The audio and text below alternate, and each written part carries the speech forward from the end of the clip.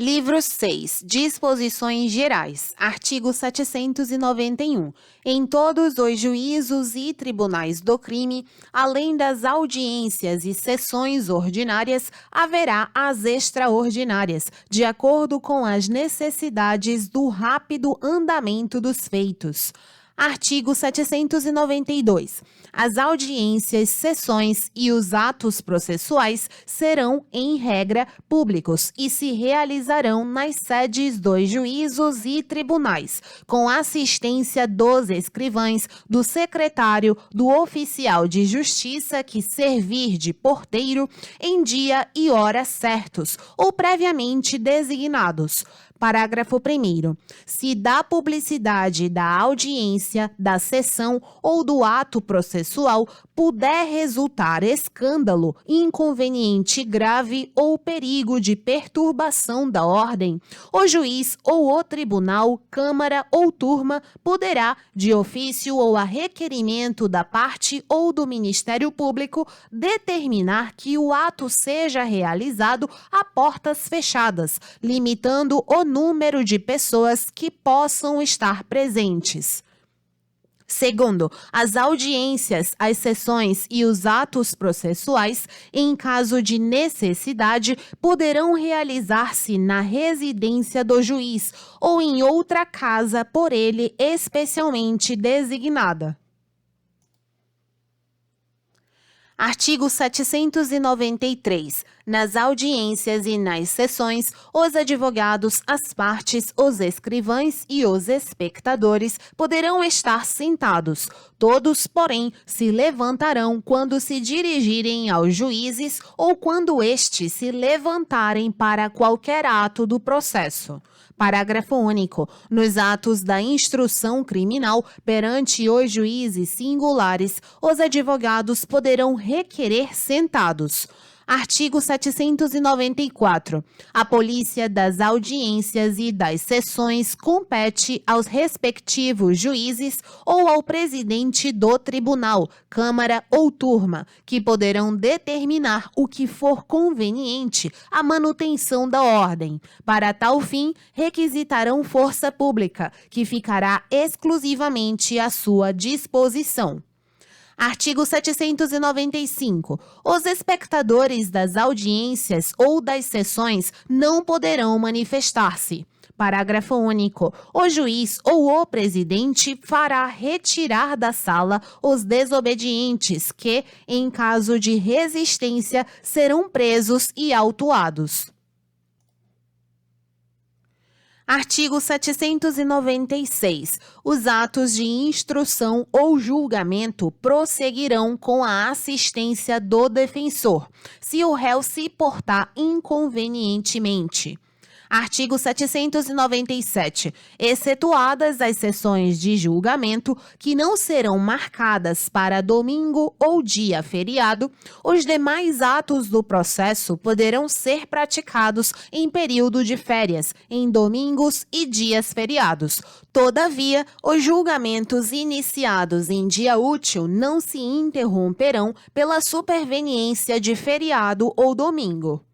Artigo 798. Todos os prazos correrão em cartório e serão contínuos e peremptórios, não se interrompendo por férias, domingo ou dia feriado. Parágrafo 1º. Não se computará no prazo o dia do começo, incluindo-se, porém, o do vencimento. Segundo, a terminação dos prazos será certificada nos autos pelo escrivão.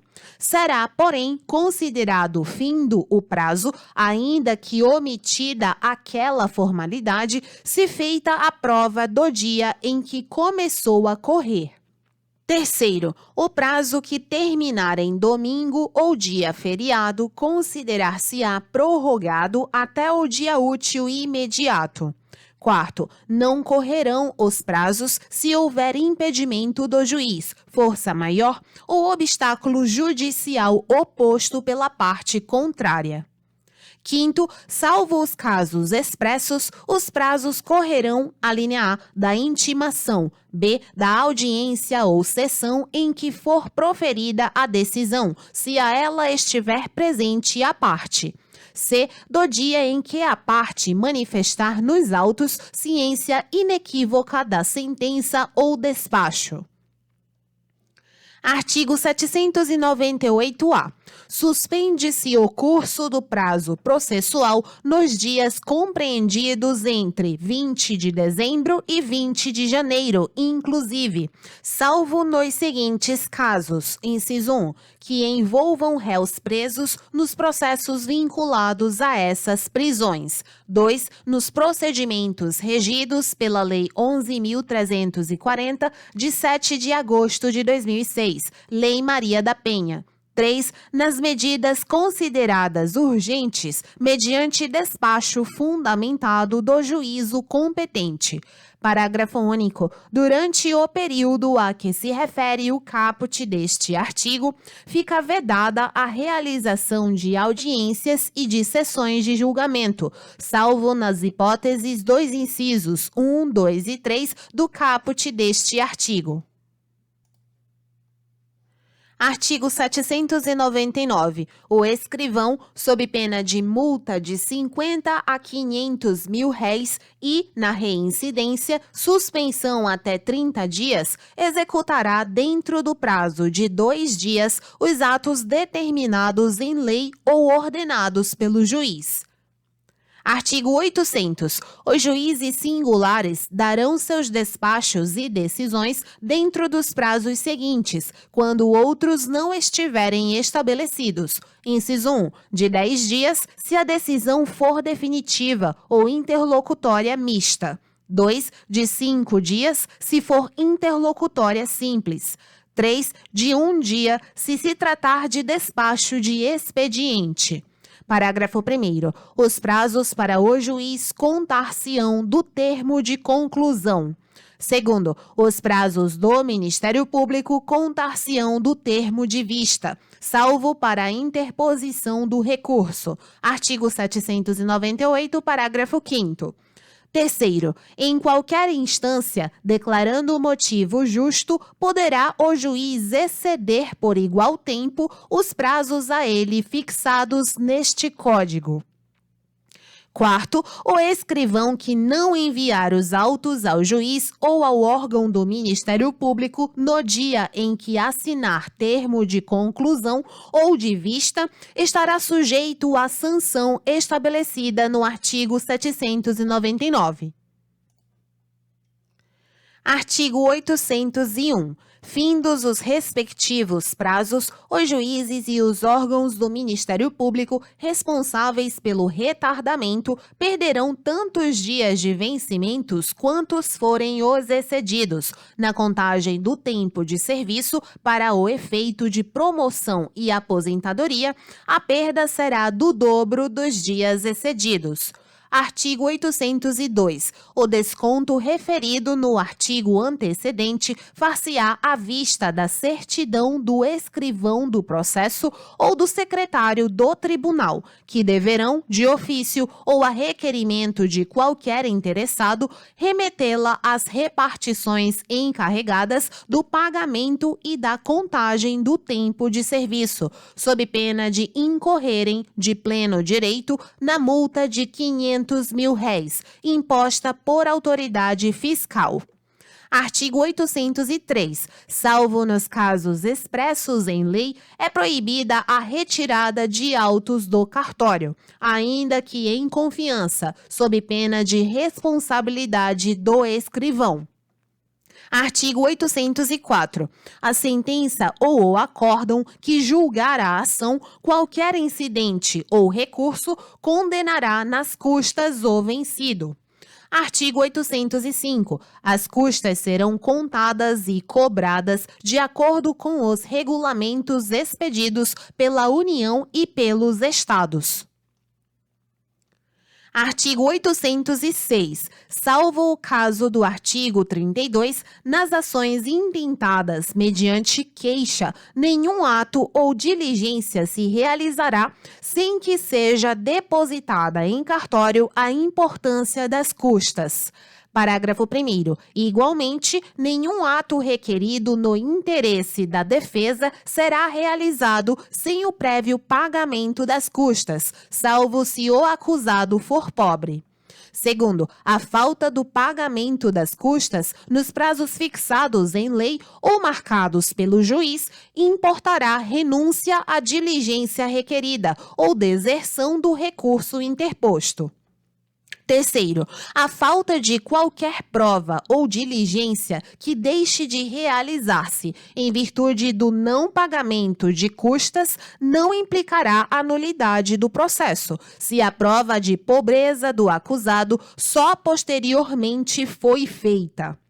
Artigo 807. O disposto no artigo anterior não obstará a faculdade atribuída ao juiz de determinar de ofício inquirição de testemunhas ou outras diligências. Artigo 808. Na falta ou impedimento do escrivão e seu substituto, servirá pessoa idônea, nomeada pela autoridade, perante quem prestará compromisso, lavrando o respectivo termo. Artigo 809. A estatística judiciária criminal, a cargo do Instituto de Identificação e Estatística ou repartições congêneres, terá por base o boletim individual, que é parte integrante dos processos e versará sobre, inciso 1, os crimes e as contravenções praticados durante o trimestre, com especificação da natureza de cada um, meios utilizados e circunstâncias de tempo e lugar. 2. As armas proibidas que tenham sido apreendidas. 3. O número de delinquentes mencionadas as infrações que praticaram, sua nacionalidade, sexo, idade, filiação, estado civil, prole, residência, meios de vida e condições econômicas, grau de instrução, religião e condições de saúde física e psíquica.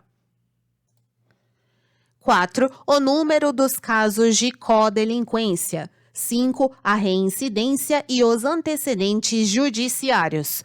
6. As sentenças condenatórias ou absolutórias, bem como as de pronúncia ou de impronúncia. 7. A natureza das penas impostas. 8. A natureza das medidas de segurança aplicadas. 9. A suspensão condicional da execução da pena, quando concedida. 10. As concessões ou denegações de habeas corpus.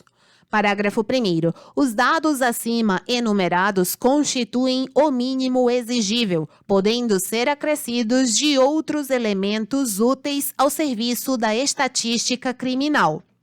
Segundo, esses dados serão lançados semestralmente em mapa e remetidos ao Serviço de Estatística Demográfica, Moral e Política do Ministério da Justiça. Terceiro, o boletim individual a que se refere este artigo é dividido em 3 partes destacáveis, conforme modelo anexo a este Código, e será adotado nos estados, no Distrito Federal e nos territórios. A primeira parte ficará arquivada no cartório policial. A segunda será remetida ao Instituto de Identificação e Estatística, ou repartição congênere. E a terceira acompanhará o processo e, depois de passar em julgado a sentença definitiva, lançados os dados finais, será enviada ao referido instituto ou repartição congênere. Artigo 810. Este Código entrará em vigor no dia 1º de janeiro de 1942. Artigo 811. Revogam-se as disposições em contrário. Parabéns a você que chegou ao final do CPP. Só os fortes encaram esse desafio. Desejo-lhe bons estudos e até a próxima lei.